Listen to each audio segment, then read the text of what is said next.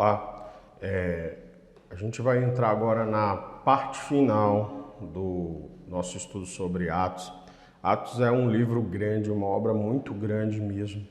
E se a gente fosse comentar capítulo a capítulo, nós teríamos que passar muito mais tempo aqui.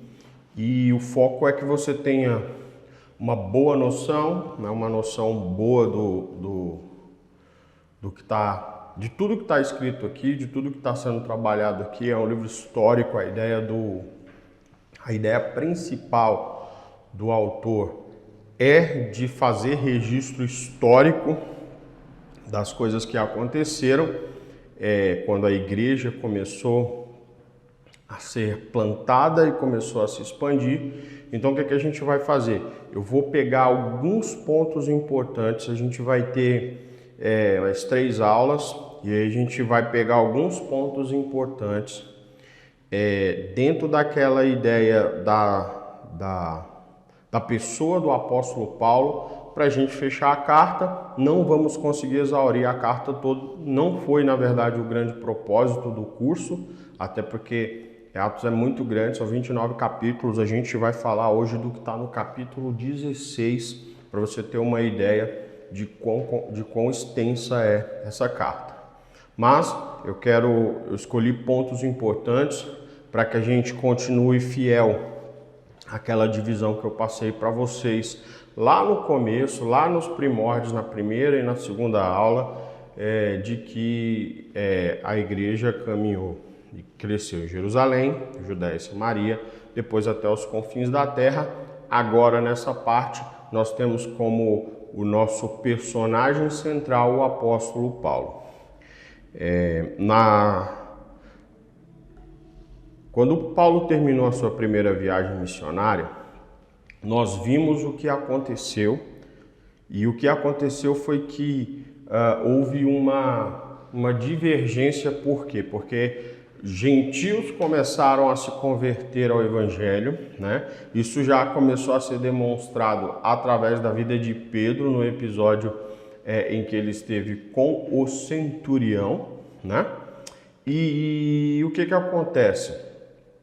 Houve um dissídio, a gente já falou sobre isso, sobre a questão da circuncisão dos gentios, e foi decidido no Concílio de Jerusalém. No Conselho de Jerusalém foi decidido que gentios não precisavam circuncidar-se, não precisavam praticar a circuncisão no corpo.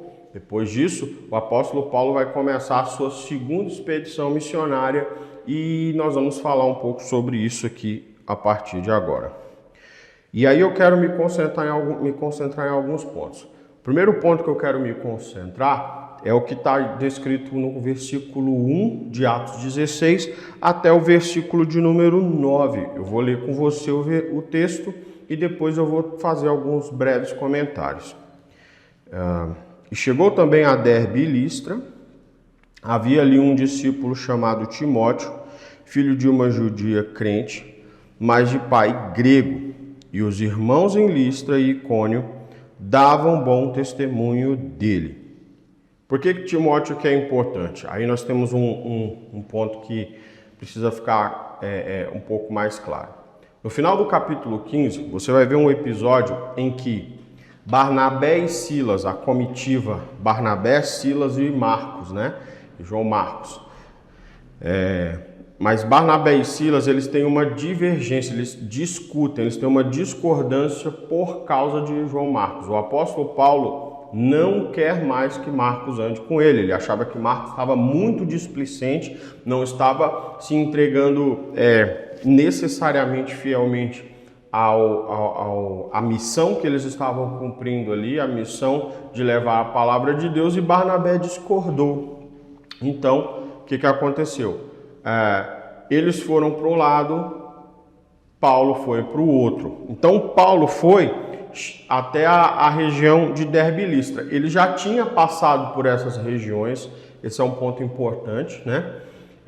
Enquanto Barnabé foi para Chipre, Paulo resolveu voltar às igrejas que ele já tinha trabalhado para ver como é que essas igrejas estavam se comportando.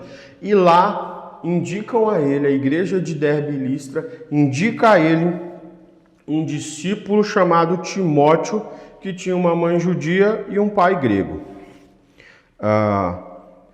O versículo 3 diz assim: Paulo queria que ele o acompanhasse. Tomou-o então e o circuncidou por causa dos judeus que viviam na região, porque todos sabiam que seu pai era grego. E aí aqui eu tenho mais um comentário que eu preciso fazer, é um comentário importante. O texto fala que Timóteo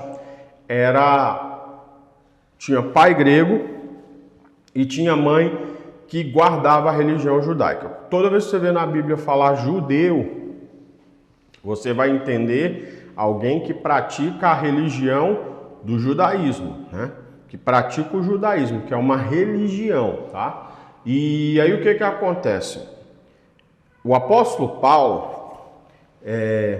tem que lidar com esse fato. E aí a gente precisa quebrar umas barreiras e parar de engessar as doutrinas do Evangelho. Eu não estou falando que você tem que relativizá-las. Foi decidido no concílio de Jerusalém que o grego não precisava ser circuncidado, que o gentio não precisava de circuncisão. Quando Paulo encontra com Timóteo, o pai dele era grego, tá? Mas ele foi instruído na religião dos judeus. Por que Paulo diz que ele foi instruído na religião dos judeus? Porque depois o apóstolo Paulo vai falar isso na segunda carta dele a Timóteo. No começo da segunda carta a Timóteo, o apóstolo Paulo chama a atenção para o fato de que ele foi instruído dentro do judaísmo. E, talvez por causa do costume do pai, ainda não havia sido circuncidado. E aí eu quero bater num ponto muito importante. O judeu que se converter ao cristianismo, se converter a Jesus Cristo, ele não precisa necessariamente deixar de guardar as tradições dos seus pais. O que acontece é que isso, e é mais ou menos isso que o apóstolo Paulo sempre tentou fazer. A grande briga do apóstolo Paulo, a grande temática do apóstolo Paulo era tentar fazer com que esse povo todo, essas múltiplas nações que tinham suas próprias culturas, que tinham suas próprias questões, pudessem sentar-se à mesa juntos e participar da comunhão, porque a igreja não tem jeito, a igreja é comunhão.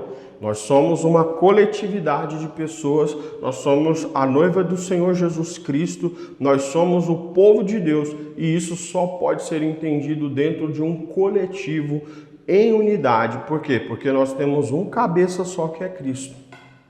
Então, não tem problema nenhum. O cara estava sendo instruído junto a judeus, a mãe dele era praticante do judaísmo e a avó dele também. O apóstolo Paulo deixa isso claro na segunda carta, né? A Timóteo, que ele escreve a Timóteo. Então o que ele faz? Ele quer levar Timóteo com ele, ele circuncida Timóteo até para não causar escândalos aos judeus. Por quê? Porque Timóteo era judeu. Se Timóteo fosse grego, se Timóteo fosse, por exemplo, da Macedônia, vamos pegar aí o exemplo dos dois discípulos mais importantes de Paulo, pelo menos os protagonistas aqui nos relatos bíblicos. Vamos falar de Tito. Tito era da região da Macedônia. Tito não era judeu. Gálatas fala isso. Gálatas fala que Tito não era judeu. O apóstolo Paulo fala que ele esteve em Jerusalém por causa lá da visão de Ágabo, que a gente viu lá no capítulo 11 de Atos. Ágabo tem uma visão de que vai haver uma grande fome no mundo e Paulo é separado junto com Barnabé para uma comitiva de pessoas que iam angariar mantimentos para preparar os irmãos para essa situação de crise, né? Quando a gente vai para Gálatas, você vai ver que Tito também estava nessa comissão, porque o próprio apóstolo Paulo o identifica dessa forma. E aí com Tito o negócio funciona diferente. O apóstolo Paulo diz que nem Tito foi constrangido a circuncidar-se, mesmo estando em Jerusalém, lugar onde todos os cristãos, ou pelo menos a grande maioria dos cristãos formados ali, eram judeus. Então olha só, com Tito um tipo de tratamento, com Timóteo outro. Por quê? Porque Tito não tinha nenhum vínculo com religião judaica. Você está entendendo? Tito não tinha nenhum vínculo. Então, nesses termos, Paulo achou por bem, achou mais prudente, até para ser coerente com tudo que Timóteo havia aprendido de seus pais, aprendido da sua mãe, aprendido da sua avó, que ele fosse circuncidado. E aí eles vão avançar no ministério. E aí eu quero chamar a sua atenção só para um fato interessante que a gente vai ver nos versículos 6 e no versículo 7. Diz assim, ó: atravessaram a região frígio-gálata, mas foram impedidos pelo Espírito Santo de anunciar a palavra na Ásia. Quando chegaram perto de Mísia, tentavam ir para a Bitínia, mas o Espírito de Jesus não o permitiu. Então, passando pela Mísia, desceram para Troade. Então, o apóstolo Paulo trouxe mais um discípulo para sua comitiva missionária, e aí ele começa a avançar para pregar o Evangelho de Jesus. Mas ele é impedido pelo Espírito Santo, num primeiro momento, de ir a 2 lugares. O primeiro deles é para a Ásia. O texto diz que a palavra do Senhor, e aí quando a gente fala Ásia aqui, você entende as 2 Ásias daquele primeiro momento, né? A Ásia dividida naquele primeiro momento, a Ásia maior, a Ásia menor, né? Com duas regiões ali, a Ásia menor ali, a região corresponde ali à área da Turquia hoje em dia, né? E a Ásia maior era mais perto de onde hoje talvez se encontra ali a região franca, né? E o que acontece? O apóstolo Paulo não pôde entrar nessa cidade, ele foi direcionado pelo Espírito a não entrar nesses lugares.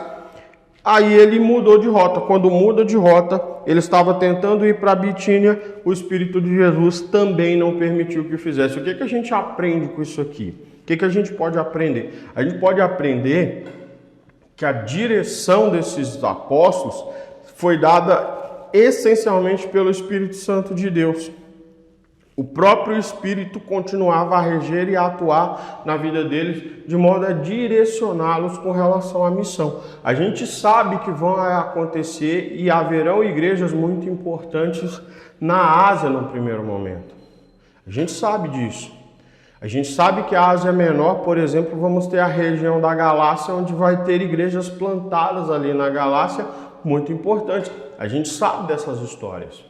Mas aqui, num primeiro momento, o Espírito Santo decidiu e não permitiu que essa palavra fosse anunciada nesses lugares. Então, eles decidem ir para Troade. E lá em Troade, o Espírito Santo vai dar o direcionamento a eles do que devem fazer. No versículo de número 9 diz assim: de noite, Paulo teve uma visão.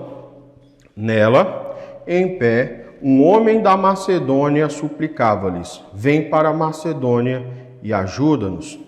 E quando ele teve essa visão, logo procuramos partir para a Macedônia, concluindo que Deus nos havia chamado para lhes anunciar o Evangelho. Então agora eles vão para a região da Macedônia. Macedônia era uma região muito vasta naquele período, muito grande naquele período. E aqui na Macedônia eu quero destacar alguns pontos com vocês. O primeiro deles é que logo que eles chegam à Macedônia, a partir do versículo de número 13, acontece a conversão de uma mulher chamada Lídia.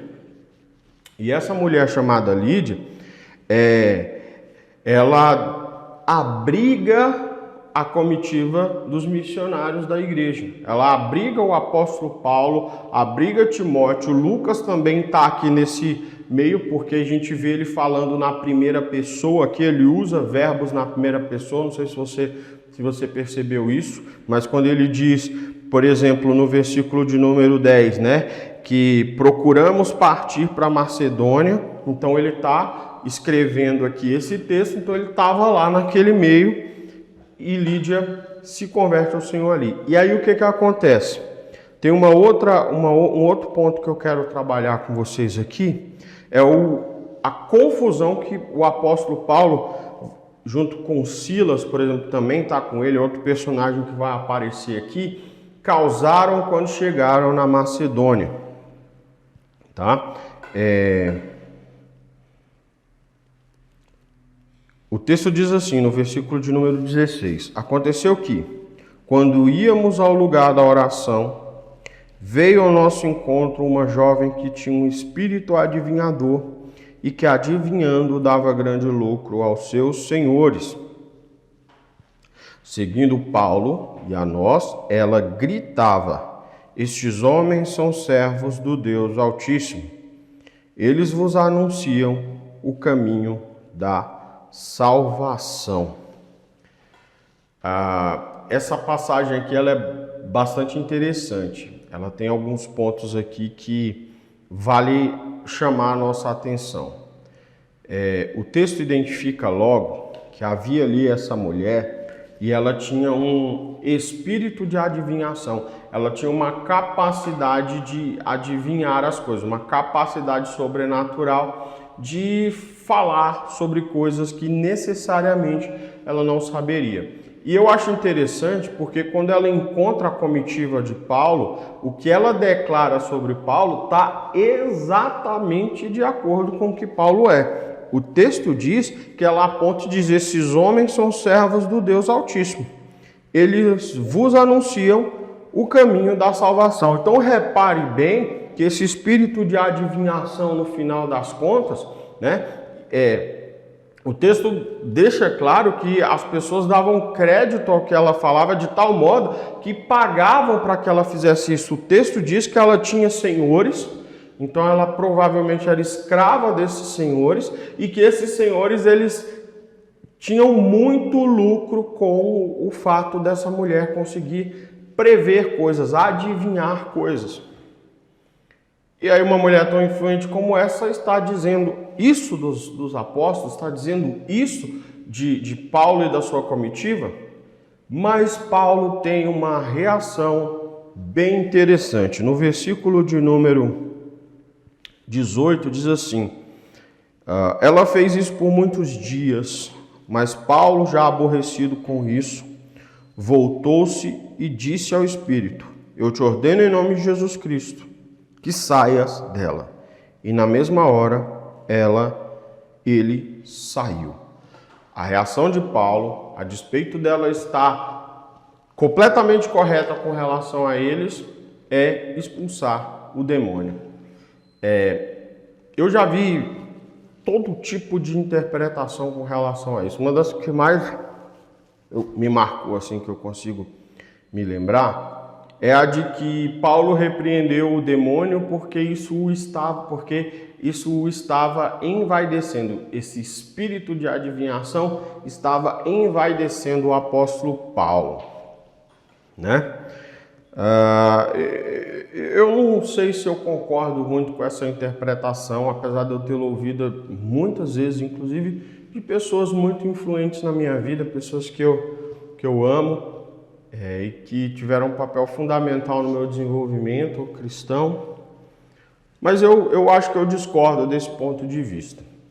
Vou te dizer o que eu acho que aconteceu aqui, qual é a interpretação que eu acho mais correta desse texto aqui. A despeito daquela mulher estar dizendo a verdade acerca dos apóstolos, ela estava numa situação de cativeiro espiritual. Ela tinha um cativeiro econômico aqui na terra, ela era escrava, os homens exploravam o cativeiro dela, ou seja, ela era cativeira no mundo espiritual. E se não bastasse isso, ela ainda era cativeira aqui na terra. A verdade é a verdade, a inegociável verdade. Mas a verdade que liberta, Jesus Cristo diz que a verdade deveria nos libertar. E quando ele diz que a verdade nos libertaria, ele estava falando não simplesmente de um argumento lógico verdadeiro, mas ele estava falando acima de qualquer coisa da sua pessoa. Porque, como eu gosto sempre de dizer, Jesus não diz a verdade, Jesus não detém a verdade, Jesus Cristo é a própria verdade. É muito mais do que nós podemos ser. É muito mais do que nós podemos fazer. E aí eu te pergunto, onde há verdade deveria haver libertação? Mas aí, no caso dessa mulher aqui, havia cativeiro espiritual. E aí a gente precisa entender uma coisa importante. Espíritos que não provêm da parte de Deus, espíritos demoníacos também podem falar verdade, mas ainda assim tem providência de devastação, de cativeiro, e por isso nós não podemos aceitar essas coisas no meio da igreja. Onde Jesus Cristo está, onde está aquele que diz que é a verdade, tem que haver libertação. O apóstolo Paulo, na verdade, o que acontece aqui é que ele faz uma escolha, e a escolha na cabeça dele é muito simples. A despeito de dizer a verdade sobre mim, o Espírito disse a verdade sobre mim, ele teve discernimento de que aquilo era um espírito maligno, aquilo não era um espírito de procedência divina, então aquela mulher era cativa, e se ela era cativa, deveria ser liberta. Então ele repreendeu aquele espírito no nome do Senhor Jesus Cristo, e aquela mulher foi liberta do primeiro cativeiro. Só que essa mulher,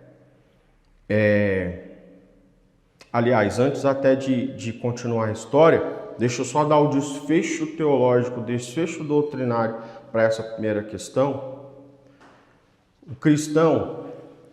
O cristianismo, o Evangelho do Senhor Jesus Cristo veio para que nós experimentássemos libertação. Deus tem que ser o protagonista de ponta a ponta. Não podemos... Eu conheço pessoas que, com o pretexto de dizer a verdade,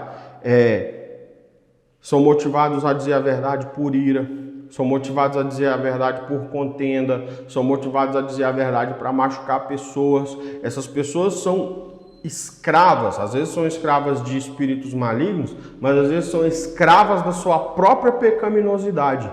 Sendo escravas da sua própria pecaminosidade, essa verdade acaba sendo uma verdade corrompida, é uma verdade que não se manifesta daquele que é a verdade. E aqui nós temos uma distinção muito importante dentro do cristianismo. Deus é o protagonista de ponta a ponta. Deus é o alfa e o ômega. Deus é o alfa e o ômega. Deus é o princípio e o fim de todas as coisas. Ele é o caminho que leva até Ele. Ele nos convoca a caminhar e a chegarmos a Ele. E Ele é o caminho para chegar até Ele. Então, Deus ele conflui em todas as circunstâncias, em todas as situações. Quando a gente estudou Atos 17, você viu lá que quando Paulo vai pregar em Atenas, o que ele diz acerca de Deus é que Ele é o provedor de todas as coisas. Ele dá tudo a todos. Então, não estando nessas condições, não sendo essas as condições,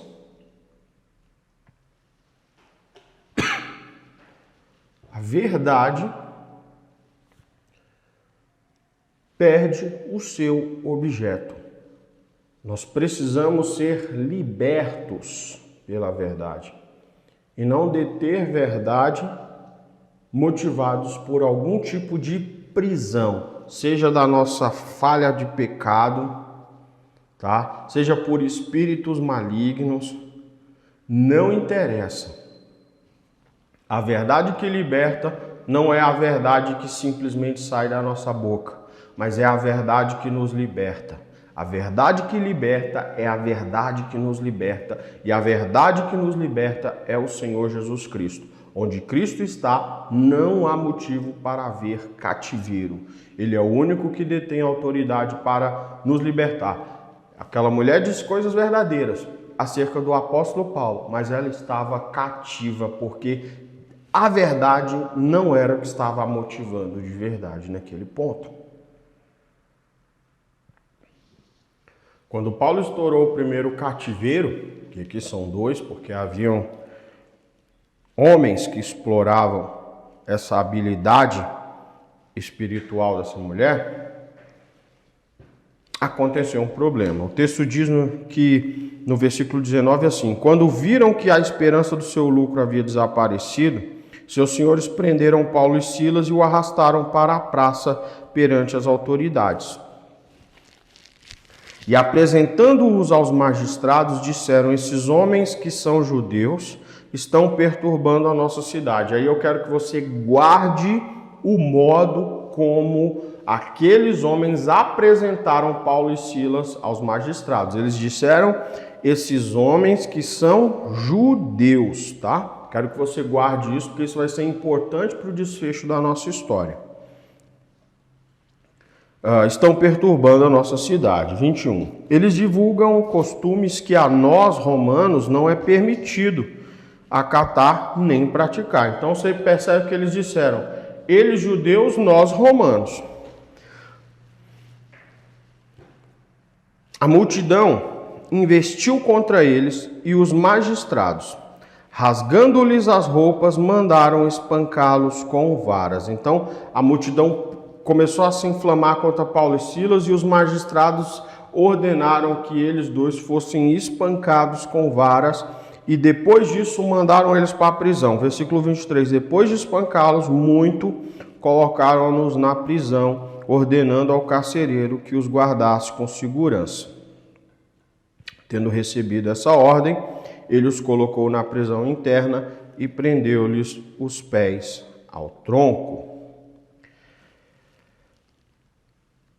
Por volta da meia-noite, Paulo e Silas oravam e cantavam hinos a Deus enquanto os presos os escutavam.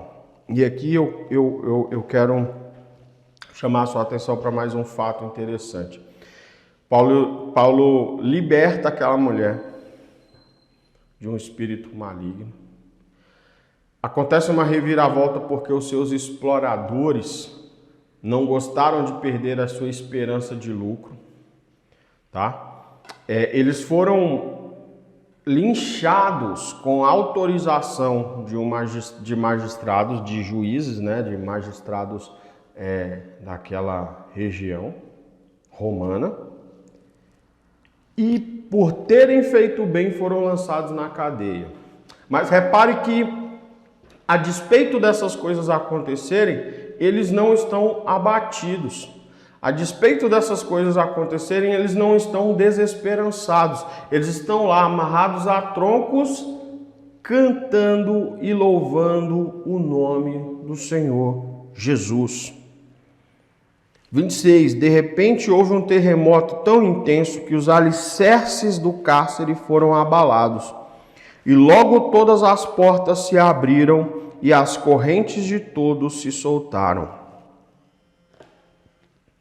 O carcereiro acordou e, vendo abertas as portas da prisão, sacou a espada para suicidar-se, supondo que os presos haviam fugido. Então, acontece um terremoto, esse terremoto abre as cadeias, né? Por causa daquele louvor, acontece uma glória, uma manifestação tão interessante que sacode tudo, e o carcereiro pensou, então todo mundo fugiu e agora vai cair tudo na minha conta, como é que eu vou explicar um negócio desse? Sacou a espada para tirar a própria vida, temendo o castigo. Versículo 28 diz assim, mas Paulo gritou para ele, não te faças nenhum mal, porque estamos todos aqui. Ele pediu luz, correu para dentro e trêmulo prostrou-se diante de Paulo e Silas. Levando-os para fora, disse, senhores, que preciso fazer para ser salvo? Então, ele presenciou aquele terremoto acontecer do nada. Ele provavelmente estava ouvindo aqueles homens cantando. Ele começa a entender que o que aconteceu ali, muito provavelmente foi uma coisa espiritual. E o apóstolo Paulo e Silas estão ali, junto com os outros presos, tranquilos, sem sair. E aquilo ali faz com que aquele homem se prostre. E ele pergunta, o que eu devo fazer para ser salvo? Muito provavelmente, ele já tinha ouvido falar por que Paulo e Silas estavam ali. Por que pregavam um Jesus que salvava, eles pregavam um caminho de salvação. Ele também reconhece isso. Só que diferente do que acontece com aquela moça, aqui nós vemos o agir de Deus, o agir maravilhoso, poderoso, sobrenatural do Senhor. Então aqui existe uma capacidade de salvação. O versículo 31 diz assim: eles responderam: crê no Senhor Jesus e tu e tua casa sereis salvos. Então pregaram a palavra de Deus a ele e a todos os que eram da sua casa. E levando-os consigo naquela mesma hora da noite, lavou-lhes os ferimentos e logo foi batizado ele e todos os seus. Então os fez subir para sua casa, pôs a mesa para eles e alegrou-se muito com toda a sua casa por haver crido em Deus. Então o carcereiro levou eles para a casa dele, o carcereiro cuidou das feridas dele, eles batizaram o carcereiro, eles comeram junto com a família do carcereiro e houve salvação, não só na vida daquele homem, mas na vida da sua família, porque creram no Senhor Jesus Cristo. Você consegue entender a diferença, a grande diferença da revelação? Aquele homem, quando pergunta a Paulo e Silas o que ele deve fazer para ser salvo, é porque ele sabe que o que eles estão anunciando é um caminho de salvação. Só que agora nós temos o agir de Deus, agora nós temos Deus agindo. E aí qual é o final disso aí? Libertação. A mesma libertação que aconteceu com aquela mulher, o mesmo tipo de libertação. Aquele homem creu no Senhor Jesus. Só que eu quero chamar a sua atenção para um fato interessante, que é o fato do final. Esse texto aqui, o que eu gosto dele, mais do que qualquer outra coisa, é do final. Porque olha só, quando amanheceu, os magistrados mandaram soldados com a seguinte ordem: soltai aqueles homens. E o carcereiro transmitiu a Paulo essas palavras: os magistrados mandaram que fosseis soltos. Agora, pois, saí e ide em paz. Nessas circunstâncias, o que você faria?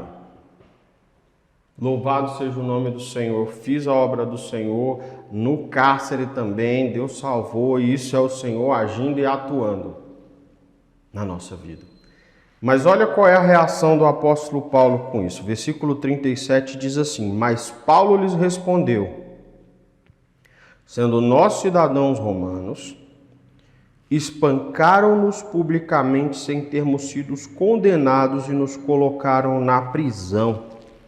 Agora, as escondidas mandam-nos sair?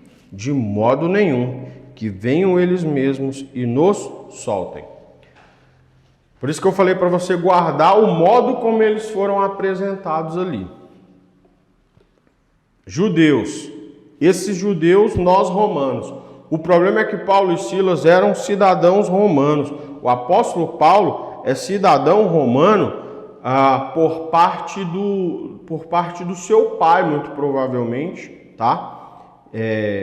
E Silas também é cidadão romano. E qual é a ideia básica aqui? A ideia básica aqui é que o cidadão romano não poderia ser condenado a castigos que infligiam flagelos a ele, que os obrigava a serem punidos com flagelos, sem um julgamento correto dentro do devido processo legal para eles aqui. Por quê? Porque eles eram cidadãos romanos. O romano, ele não via, ele só viam a si mesmos como detentores de direitos. Eles viam a si mesmos como uma classe superior. Tanto que o arianismo que imperou no nazismo, ele tem suas fontes que remontam, exatamente o Império Romano. Você vai ver alguns dos símbolos do nazismo, como a águia lá, muito parecida com as que você vai encontrar nos símbolos do Império Romano. O romano achava que ele era diferenciado, que ele era uma pessoa diferenciada e que os outros eram cidadãos de segunda categoria. Ser um cidadão romano era uma vantagem muito importante dentro daquela grande potência que estava dominando o mundo conhecido. E Paulo e Silas o eram. E aí eu quero chamar a sua atenção para um fato importante aqui, para trazer para a nossa vida prática, tá? Para trazer para a nossa vida prática, a despeito de estarem fazendo a obra do Senhor, a despeito de não estarem reclamando quando estiveram presos, Paulo sabia que, como cidadão romano, ele teve os seus direitos violados. E na hora que os caras chegaram, falaram, pode sair às escondidas, o apóstolo Paulo falou, de maneira nenhuma eu sou cidadão romano e tive os meus direitos violados. O cristão tem muita dificuldade em exercer seus atos civis, seus atos de cidadania. Nós temos muita dificuldade com isso. Nós nos relacionamos com as coisas, e aqui eu quero chamar a atenção para um outro fato interessante. Nós estávamos já aqui nesse período,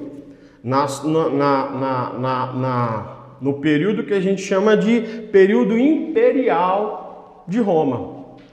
Roma começou como monarquia, não sei se você está acostumado com o Império Romano, mas ele começou com monarquia, se desenvolveu para uma república onde senadores, né, que faziam ali a parte legislativa e ali o que a gente seria o poder executivo eram cônsules, né? Eram cônsules eleitos pelo Senado. E era dividido dessa forma, tínhamos dois tipos de poder na República que depois vai desaguar no Império só. Só que as outras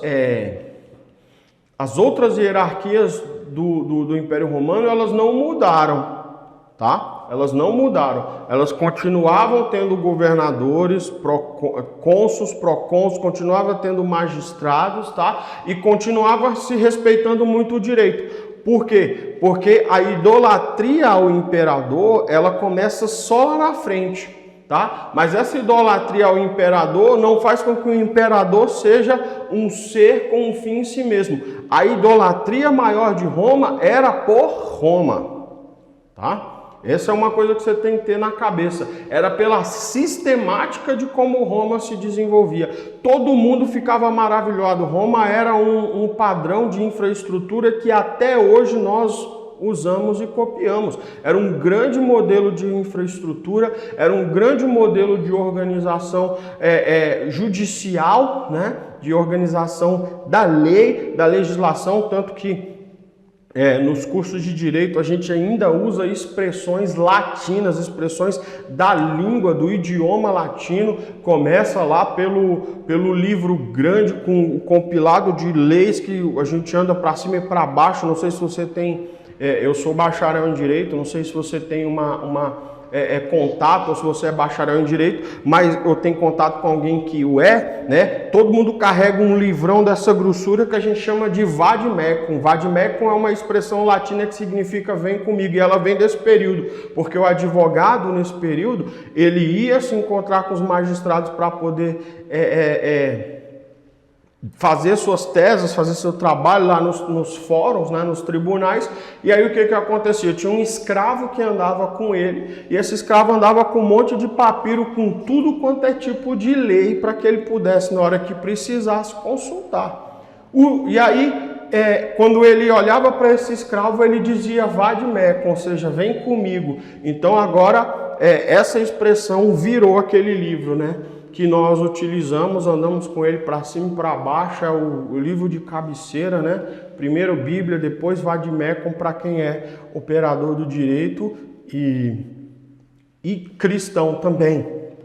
Então, olha só, são expressões jurídicas importantes, ou seja, Roma era e se orgulhava muito dos seus sistemas como cidade, tá? Os seus sistemas como cidade. Agostinho, quando escreve lá que Roma está caindo, né? Agostinho, ele olha para aquele povo e você sente que ele trata aquele povo como se fosse um povo idólatra. Ele fala, vocês estão desesperados e chorando por Roma. E aí ele descreve que Roma não tem nada de divino porque é passageiro. Ele fala, Roma também tem que cair, porque nós que somos cristãos sabemos que o império que durará para sempre, o reino que durará para sempre, não é o reino de Roma. Não são reinos desse mundo. Os reinos têm que cair. Roma também tem que cair. É assim que Agostinho trata a queda de Roma. Mas aí o que eu quero trazer para você aqui a ideia básica? A ideia básica então é que o romano, ele tinha direitos. Ele tinha direitos. Não poderiam ser violados por ninguém. Tá? Não poderiam ser violados. E a lei romana precisava ser seguida. A gente fica preocupado muitas vezes com a nossa liberdade religiosa, né? E às vezes a gente não sabe lidar direito com questões que ameaçam a nossa liberdade religiosa. Nós somos brasileiros, tá? Nós somos brasileiros e como brasileiros nós devemos obedecer e devemos sujeição à autoridade máxima do nosso país. E a autoridade máxima do nosso país não é o presidente da República, não são os parlamentares, nem os magistrados. Preste atenção nisso. A autoridade máxima do nosso país é a Constituição Federal de 1988. E na Constituição Federal de 1988 diz que os nossos objetos de culto, diz que nós temos liberdade religiosa e nós temos os nossos objetos de cultos e o Estado não pode intervir nisso. Nós temos o direito de votar e ser votados. Eu vejo gente falando, não, o lugar de crente é dentro da igreja. Coisa nenhuma. Eu sou cidadão, você é cidadão como qualquer outro. E na Constituição Federal, cidadania está ligada à nossa capacidade de participar da vida democrática. Na Constituição Federal, nos termos da Constituição Federal, cidadão brasileiro é quem pode votar, pelo menos.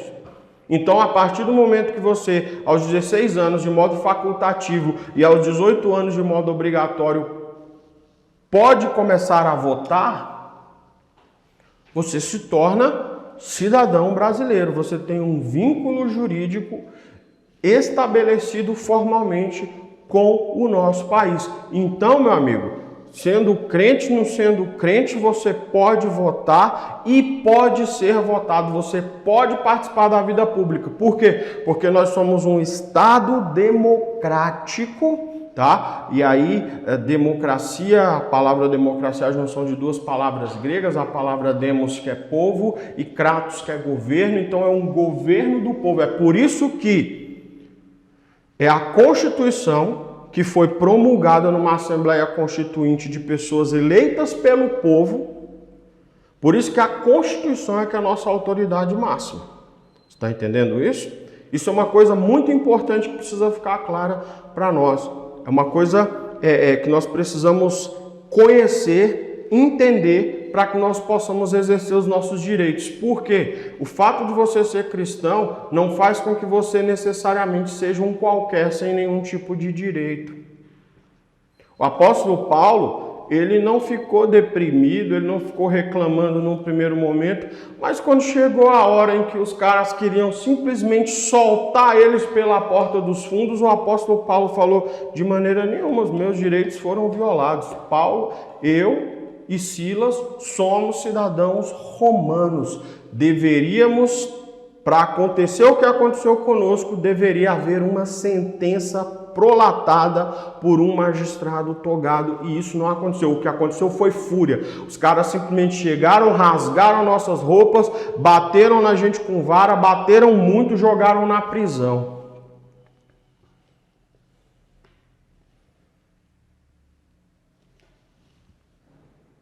Com isso a gente aprende que nós não devemos abrir mão da nossa cidadania. Nós temos direitos. Enquanto nós tivermos esses direitos, nós temos que exercê-los dentro dos limites que a lei nos dá para exercê-los, mas nós temos que exercer esses direitos. Nós também fazemos parte do povo. Tá? Os templos não pagam impostos, mas eu e você pagamos impostos. Eu e você pagamos impostos. Eu e você participamos da estrutura do Estado, fornecemos insumos para que o Estado funcione como qualquer pessoa e precisamos dos nossos direitos respeitados.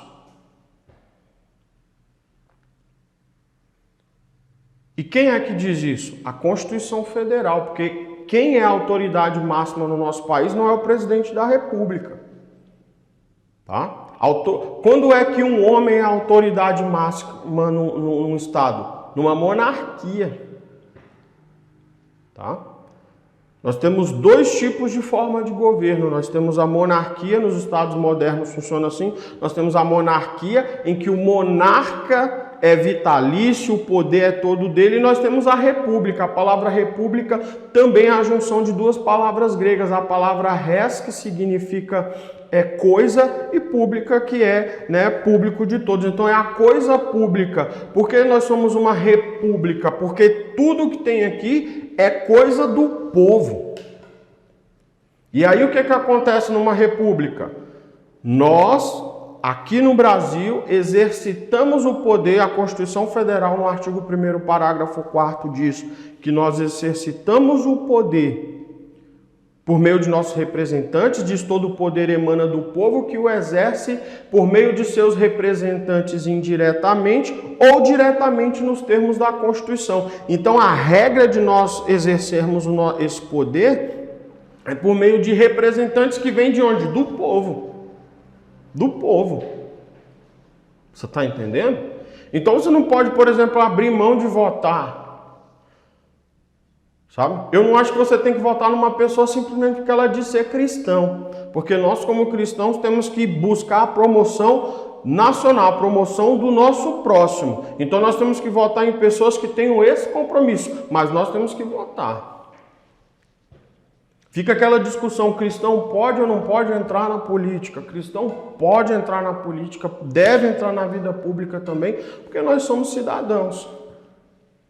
Obviamente, nós não somos obrigados. Eu, particularmente, eu me considero, dentro do espectro político hoje, muito mais, eu me identifico muito com o conservadorismo com relação ao ceticismo político. Eu sou o que a gente chama de desconfiado do cara que vai pedir o voto. Então eu tenho que avaliar, ler ali o cara, entender o que o cara quer dizer, ver se o que ele fala realmente pode acontecer, não só do ponto de vista prático, mas também dentro do ponto de vista da sistemática jurídica do país.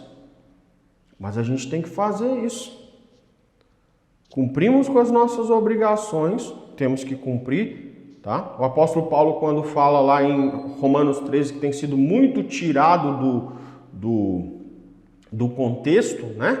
Em Romanos 13, quando ele fala que nós devemos, toda a autoridade é constituída por Deus, né? E aí ele diz que ele está querendo dizer isso para dizer que nós temos que cumprir com as nossas obrigações. Ele diz que aquele que viola a lei, a espada do magistrado é juízo do Senhor contra ele. É isso que ele está dizendo. Ele está dizendo: se você não cumprir com as suas obrigações, não pense que você agora, porque é cristão, vai virar um arruaceiro. Não, você tem obrigações. Você tem que cumprir com as suas obrigações. Lá em Roma, era um império. Tinha um imperador ali absoluto. Nós somos uma república. Tá? Nós somos uma república. Por isso que nós elegemos pessoas que formaram uma Assembleia Constituinte. Essa Assembleia Constituinte elaborou a Constituição Federal. Então, a nossa regra máxima é a Constituição Federal, da qual todos, inclusive presidente da República, senador, juiz, todos deveriam respeitar, ainda que infelizmente a gente não vê muito isso na prática. Mas por que a gente não vê isso muito na prática? Porque o próprio povo tem dificuldade de entender que a Constituição Federal que é a autoridade absoluta constituída por Deus aqui. Lá em Romanos 13, Paulo fala das nossas obrigações. Aqui nós estamos vendo Paulo exercendo os seus direitos, porque nós temos obrigações e temos direitos. Isso para mim e para você. O apóstolo Paulo falou: eu conheço o meu direito, sei que o meu direito foi violado. Não vou sair pela porta dos fundos assim, escondido de maneira nenhuma. E o que aconteceu? Para a gente terminar. 38. E os soldados foram dizer isso aos magistrados, os quais ficaram com medo quando souberam que eles eram romanos. Então vieram, pediram-lhe desculpas e, levando-os para fora, suplicavam que se retirassem da cidade. Eles saíram da prisão e foram para a casa de Lídia. Ao verem os irmãos, os encorajaram e depois partiram. Olha como mudou a situação quando eles viram que estavam falando com pessoas sujeitas de direitos. Eram judeus, foi assim que eles foram apresentados. Não houve investigação, não houve... presta atenção nisso. O mesmo Paulo está dizendo que a espada do magistrado é juízo de Deus para aqueles que são rebeldes. E aí é que você precisa entender o plus. Paulo está falando para aqueles que violam a lei, para aqueles que não cumprem suas obrigações civis. Tá? Suas obrigações perante a sociedade. Quais são as nossas obrigações perante a sociedade? O artigo 5º da Constituição, inciso 2, diz que ninguém é obrigado a fazer ou deixar de fazer algo senão em virtude de lei. Então as nossas obrigações têm que estar dispostas em lei. Tudo que não é proibido por lei, nós podemos fazer. Como cidadãos, como cristãos. Aí a gente tem uma constituição do céu, que é a palavra de Deus, que é a Bíblia Sagrada, escrita e dada por nós, inspirada pelo Espírito Santo de Deus. Mas a princípio é isso. De onde é que vem as minhas obrigações? Vem da Constituição e vem da lei. Tranquilo? Cumprindo as minhas obrigações...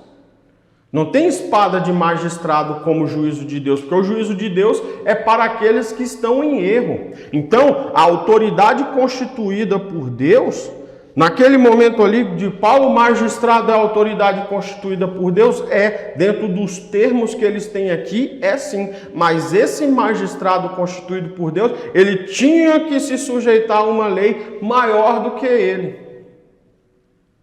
E aí ele está diante de dois homens que, mesmo que estivessem fazendo alguma coisa errada, havia um procedimento, um devido processo legal para que a eles fosse imposto uma pena de flagelo, uma pena de açoites.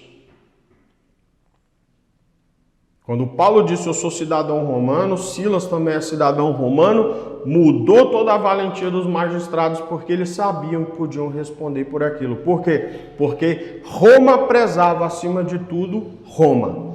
Roma prezava por Roma. Roma prezava pelo seu coletivo, pela sua organização. Assim como acontece nos nossos dias. E nos nossos dias ainda é muito maior do que isso. É muito maior do que isso.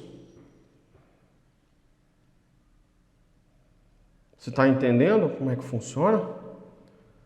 Então, por exemplo, o nosso sistema de governo é presidencialista. Então, nós temos um presidente, esse presidente é o nosso chefe de governo, ou seja, ele tem capacidade de administração, ele tem competências de administração, bem como ele é o nosso chefe de Estado, que é quando ele nos representa na comunidade internacional.